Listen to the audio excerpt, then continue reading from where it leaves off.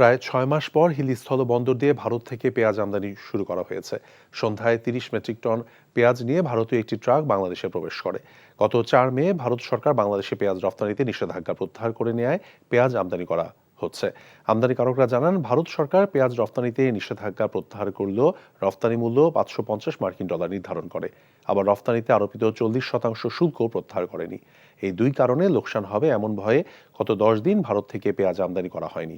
তবে গেল কয়েকদিনে দেশে পেঁয়াজের দাম বেড়ে যাওয়ায় আমদানি করা হচ্ছে বলে জানান বন্দরের আমদানিকারকরা। তারা আরও জানান, পেঁয়াজ আমদানি কেজি প্রতি খরচ হচ্ছে $৭০। এর মধ্যে সব খরচ রয়েছে। লোকসান না হলে পেঁয়াজ আমদানি অব্যাহত রাখা হবে।